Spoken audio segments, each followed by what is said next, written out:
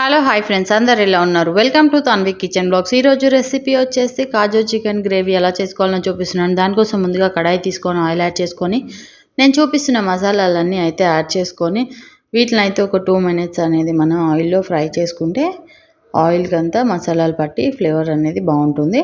So దాంట్లోకి 1 kg chicken అయితే add చేస్తున్నాను.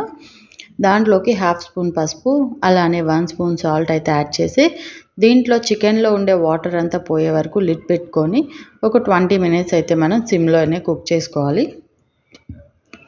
ఒక మిక్సీ జార్ అయితే తీసుకొని దాంట్లోకి 1 కప్ ఆనియన్స్, అలానే ఒక 3-4 పచ్చిమిరపకాయలు, అలానే 1 కప్ టొమాటోస్, దాంట్లోకి 1 స్పూన్ జింజర్ గార్లిక్ పేస్ట్ అయితే యాడ్ చేస్తున్నాను, హోమ్ మేడ్. అలానే ఒక 2 స్పూన్లు పెరుగు, దాంట్లోకి మనం ఇంకొక 2 స్పూన్లు నువ్వులు కూడా యాడ్ చేసుకుంటే టేస్ట్ అనేది చాలా బాగుంటుంది. అలానే ఒక 10 నుంచి 12 కాజు కూడా యాడ్ చేసుకుంటున్నాను.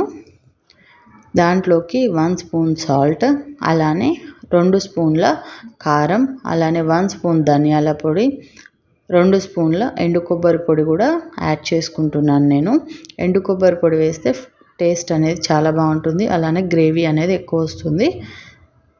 ఇదంతా మనం వాటర్ యాడ్ చేయకుండా సాఫ్ట్గా అలానే స్మూత్గా అయితే పేస్ట్ లాగా చేసుకోవాలి. చూస్తున్నారు కదా, ఇలా చేసుకొని ముందుగా మనం ఉడికించుకుంటున్న చికెన్లోకి అయితే యాడ్ చేసుకోవాలి. ఈ మసాలా కూడా మనకి ఆయిల్లో అనేది ఫ్రై అవ్వాలి. మొత్తం మసాలా అంతా యాడ్ చేసుకొని దాంట్లో కొంచెం వాటర్ కూడా యాడ్ చేసి అంతా ఒకసారి మిక్స్ చేసుకొని దీన్నైతే మనం మొత్తం కలుపుకొని ఒక లిడ్ పెట్టుకొని ఒక 20 మినిట్స్ కుక్ చేసుకుంటే సరిపోతుంది. ఇంకా దీంట్లోకి ఏం యాడ్ చేయని అవసరం లేదు. ఓన్లీ ఒక హాఫ్ లెమన్ జ్యూస్ యాడ్ చేసుకుంటే సరిపోతుంది. సిమ్లోనే ఇది ఒక 20 మినిట్స్ ఇలా ఉడికించుకుంటే రైస్లోకి బాగుంటుంది, బగారా రైస్లోకి బాగుంటుంది, పూరీలోకి బాగుంటుంది, పరోటాలకు బాగుంటుంది. ఆయిల్ తేలే వరకు అయితే ఫ్రై చేసుకోవటమే. ఎక్కువ గ్రేవీ కావాలంటే వాటర్ అనేది ఎక్కువ యాడ్ చేసుకోండి.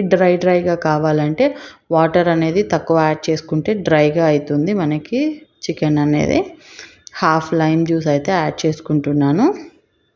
టేస్ట్ అనేది చాలా బాగుంటుంది. మీకు నచ్చకపోతే స్కిప్ చేయొచ్చు, తినేటప్పుడు కూడా యాడ్ చేసుకోవచ్చు నిమ్మరసం అనేది. మనకి చికెన్ ముక్క అనేది సాఫ్ట్గా ఉడికిపోయింది. సో మనకి చికెన్ అనేది రెడీ అయిపోయినట్టే.